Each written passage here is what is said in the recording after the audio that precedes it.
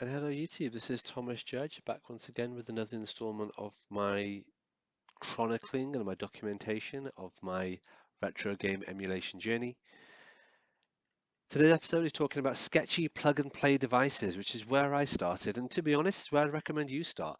So before we dive into it, just to remind everyone that the series is not technically a guide of how to do the emulation itself. There's loads of places better than me on the internet for that. This is a chronicle of my journey, what I learned, how I learned it, and kind of sort of the path that I went on and where I ended up. I'm going to cover all the random stuff that I wish someone had covered before I started getting into this journey, so hopefully this guide will be useful. But this is really a guide of how to fuck around and find out, or rather how to emulate.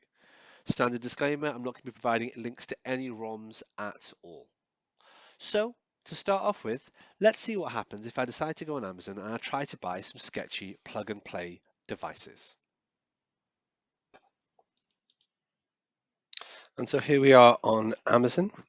If I go to the search bar here and I type in retro game, or rather retro handheld game console, you'll see these are all the ones that we can immediately see. This one has 30,000 games pre-installed. 1,500 games pre-installed there, 30,000 games on this one. These are all portrait form factors, look a bit like the Miu Mini. I've never heard of most of these makes. What is this? It's probably an Ambernic R36 Max. Keyboy, never heard of. Bledina, I've never heard of.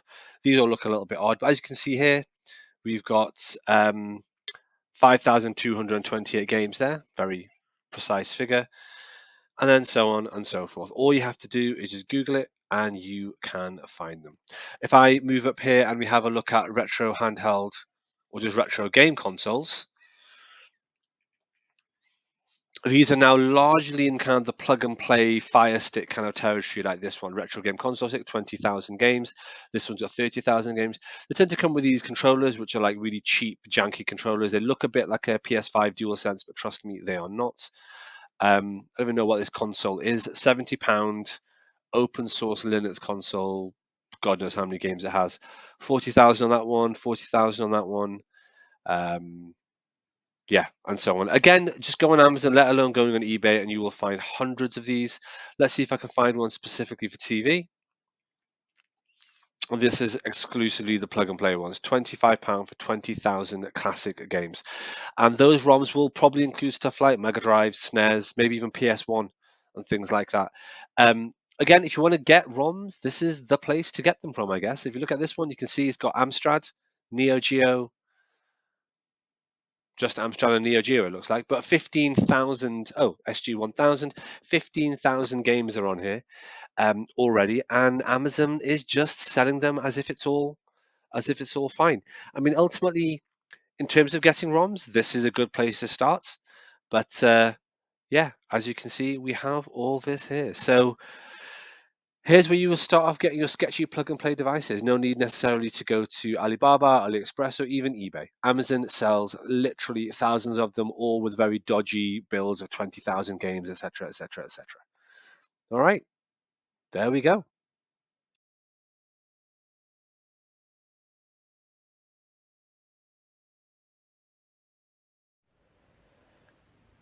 All right, and hello YouTube. So here we have it.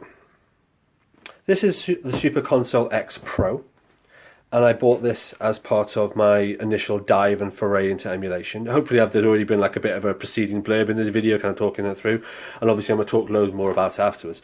But I just wanted to show you this because I actually have it. This is the box. It's about this size. I've got pretty big hands. It's about this size. I'm not going to open it and actually go through what it looks like in bits and pieces and wire it up for two reasons. One, there are loads of videos on the internet that do a much better job than that than me. I know that I use those to understand what this is and to learn about it. And secondly, it's all taped up. And the reason it's all taped up is I'm giving this to a friend of mine. So I'll talk you through the process and the journey that I've been on with this. Like I said, I would have given you a bit of preamble about Super Console consoles, hopefully, by this point. Now editing and cutting to this video. In this video, I'm showing you the one that I got. I got this off eBay because I was not going to set up an AliExpress account. AliExpress seems a bit dodgy to me. Understandably, it sells stuff like this, which is dodgy. And is it legal? Is it not legal? Is it safe? Is it not safe? So I couldn't bother doing that. However, God bless eBay. I went into eBay and someone had clearly bought one of these, had it for a bit and no longer wanted it. So I bought this for £80. was £80 British, which is pretty much what would have cost me at AliExpress, and it got delivered to me in great condition, all boxed up and so on. So the box obviously isn't perfect, but who cares? Opened it up and I used it and then plugged it in. And it is plug and play is the fucking term. I will show in a minute later on in the video exactly what it looks like once it was plugged in, because I'll show how many games are actually in it. But man, literally, you plug it in, you switch it on, boom, it is working. It comes with some crappy controllers, which everyone always talks about in the YouTube videos about them, so I did buy new controllers. But otherwise, yeah, it's fine. It's literally a tiny little box. It looks exactly like this. These are the ports on the side and the various bits and pieces, and it's fine. So I stuck it in, and I'm going to show in a second what kind of consoles were already on there, what kind of video games were already on there. I bought the 256 gig memory card version, which is what they call a TF card or an SD card. And that plugged in literally here on the picture, stuck it in. It came fully loaded, like absolutely fully loaded, like jammed to the rafters. But as we'll talk about, most of the stuff it was loaded with was garbage. The important thing to keep in mind is this was some dodgy knockoff SD card. It was called something like a Sung Sam SD card. Obviously, that's not good enough. So I went out and I bought a Samsung SD card and I basically swapped it out. And we'll talk about that more in a second. But then what I did is I went through a whole process over 2 or 3 months of using this daily, understanding how the games worked, understanding how the emulation worked, often taking out the memory card backup that I'd set up and using that in my computer to understand what the different file types were, to understand how it was all structured, and to delete entire consoles and swathes of things off there. I'm going to talk about that in just a moment. I'm going to talk about the process I went through to tidy up the SD card and to learn how the ROMs worked and to learn how the filing structure and all that sort of stuff worked. And I'll show that with a couple of images and a couple of screen grabs and stuff so you get an idea of what I'm talking about. But long story short, once I'd swapped this out and I'd put in my own Samsung memory card, which copied all the stuff on here, I was able to tweak and mess around with it, and I really refined that data set down, and I learned loads, which I'll be sharing over the next video and the next couple of videos on this topic. Then eventually I upgraded to something else, which we'll talk about later. And what I did is I got my new and improved ROM set and all the various bits and pieces, copied it back on the rubbish Samsung memory card. I've stuck the Samsung memory card back in here. I've boxed it back up with the rubbish controllers that I never use. I've taped it up, and I am giving it to a friend of mine who's interested in learning a bit about emulation.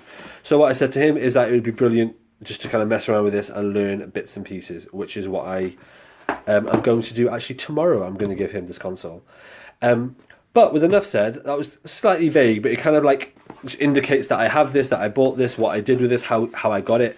Like I say, 80 quid off eBay. Once you've got it, plug it in. And when you plug it in, that's when the learning really starts. Because when I learn stuff, I love to take something that works and take it apart and deconstruct it, see how it works, how it fits together, and how I can either improve it or tailor it for myself. And that is now what we're going to talk about next. We're going to have a section, hopefully now, where I talk about what was actually on the card, what the games were, what it looked like. And then we're going to have a section where I talk about what I did with the card, including backing it up as an image, and then diving into the folder structure and the ROMs and the thousands and thousands of games that were already installed in here for free, and what I did with those, the good, the bad, and the ugly.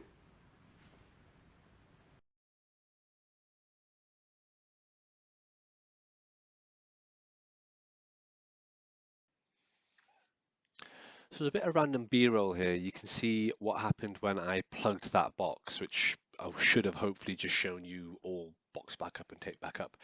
But when I plugged that box into my TV, this is essentially what I could see. This is the MU Elec front end, and we talked about that last time. And these are all the games and all the ROMs already fully installed on that little grey box the minute I plugged it into the TV. So there's a bit to unpack here. For a start, you can see that there are, in total, when it gets to the All Games tab, there are 48,067 games. So a lot less than the 114,000 I was promised.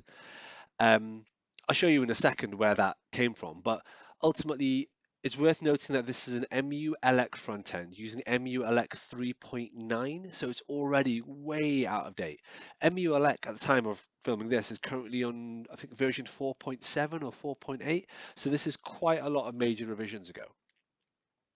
Based on what I can see on the SD card, and we're going to look at the SD card loads in the next video I do, this Super Console X Pro image, what was on the SD card, was actually created in 2017 using 2017 EmuElec versions and software and all that sort of stuff.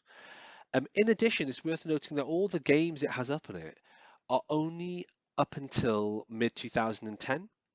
After that, there are no games that came out after mid 2010. The reason I know that is that when you look at the Nintendo DS ROMs, which again we can look at next time, you can see that it's got games released up until that point, but none after that point. So specifically, I think it's got the Harry Potter games up until mid 2010, but not the last couple of Harry Potter spin-offs or tie-in games. As you can see here, I'm just scrolling through, I'm just showing you all the games and what looks like a really sexy, really amazing number of games. 48,000 ROMs, 10,000 here, 5,000 here, etc., etc., etc. But as we're going to see, that's not the case. So tomorrow what we're going to do is we're going to dive into the actual SD card loads in its own detail. I'll put it in my computer and I'll do a screen capture of the folder structure. And we're going to go through the folder structure in exhaustive, tedious depth, as all my videos often are. But for now, just look at the screenshot here. If you just put the SD card into your computer, obviously virus scan it, if possible, use a separate air-gapped computer just for this process. Obviously, do your due diligence. But if you put it in and you just do a property scan, it will tell you that there are 113,000 files on the SD card. So obviously, if you take a childish perspective of it, that means there's 114,000 games. Amazing. The thing is, most of those files aren't even games. Obviously, you can see that. Back to the marquee, back to the EmuElec front end here, only 48,000 of them are games. And of those games, most of them aren't worth keeping. As a little bit of a TLDR, I eventually removed loads of these consoles entirely. In fact, here's a screenshot showing you all the consoles that I decided to keep. These are my personal favorites, and by all means, feel free to disagree. This is my subjective list of consoles that I enjoy. And here's a list of all the consoles I decided to completely delete. There's not a single game on a single one of these I thought was worth keeping. We'll talk a little bit more about Neo Geo and Arcade and Neo Geo CD next time when we dive into the folder structure. But for now, these are the consoles that I completely deleted. Of the ones that were left, there were loads of games that I deleted within that for reasons we'll talk about more when you get into bootlegs and hacks and all the things that you don't need. But ultimately, if you consider this, it was billed as being 114,000 games. It ended up being 48,000 games. And of those, half the consoles were useless and just ones that I personally didn't want. And then of the ones that were left, loads of the games weren't the sort of games that I wanted or weren't legit games. There were hacks, there were all sorts of issues that we'll talk about. As a final thing, just getting away from that, there's a couple of things that are really worth learning about when you have one of these boxes. Firstly, you can use this to learn how to scrape. Now, the website I'm showing you here is Screen Scraper, which is essentially like the peak king website on the internet for scraping video games. If you're wondering what scraping means, it means you essentially put your ROMs on a machine. You set it up to scrape, and there'll be an option in the scraping menu of, sorry, option in the main menu of setting up scraping and logging into Screen Scraper. And then you just press a button, and what it will do, it will go on this website and it will find you a game picture, a bit of game footage, a little blurb about the game, the box art, possibly even the manual, all the various things about it. And then it will save that for you. So all of a sudden, instead of just being a bunch of grey text boxes saying game A, B, C, and D, you suddenly have the pretty appealing front end that I just showed you on that marquee video with EmuElec. In order to do that, you need to get used to Screen Scraper and how it works. This is the website. You can set up a free membership, and you'll need to set up a free membership, and you can scrape up to 10,000 games a day for free. That's obviously massive overkill, but I would strongly recommend using one of these sketchy plug and play devices to start setting up Screen Scraper and learning the ins and outs of how it works. Me personally, I don't like scraping for things like manuals and things like that because I just don't use them. But you can mess around with it, as always, fuck around and find out. But as always, if no one had told you about Screen Scraper, you wouldn't know how to do it. The final thing I just want to mention here is about how to make a copy or a clone of the SD card. Now, this is a useful skill to learn, not only for Sketchy plug and play devices, but all the way up to and including making Batocera builds on a Steam Deck, which we will get to eventually. And to do that, you need to learn how to copy SD card images. That's not the same as getting an SD card, putting it in your computer, selecting everything and dragging it into another device like a hard drive or another SD card. That's not what I'm talking about at all. What I'm talking about is learning how to flash the image of the card, which means it keeps all the partitions and all the metadata and all the other stuff. It makes an identical clone of the data on the card. And when you get into the emulation game, that's a really critical thing to know how to do. What I'm showing you now is a tool called Win32 Disk Imager, which is what I use. It's free, it works really well, and it lets you flash SD cards, not just the content on them, but the actual full image, the partitions, the metadata, all that sort of stuff. And when you are partitioning things like um, uh, SD cards for Batacero or even your Retro Pocket or anything, this is a really important and crucial skill to learn. In terms of what we're talking about today, when you get a Sketchy plug and play device, yes, you can go on it and you can just copy all the ROMs, which is what I did, and I'll show you tomorrow exactly what I did on that.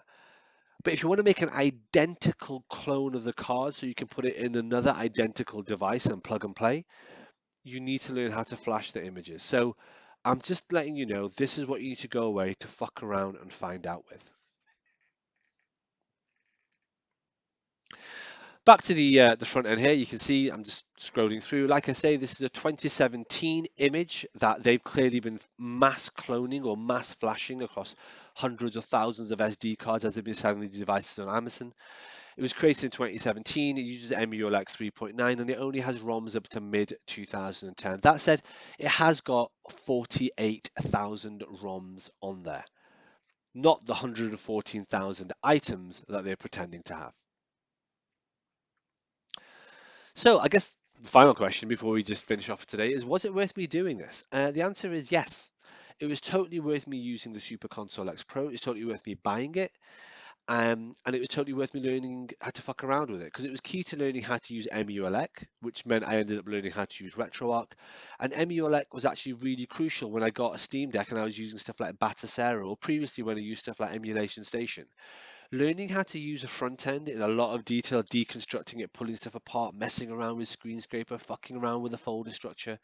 It's a really important way of learning the skills that you need and doing it on a cheap nasty little plug and play device you buy for £50 off eBay or Amazon.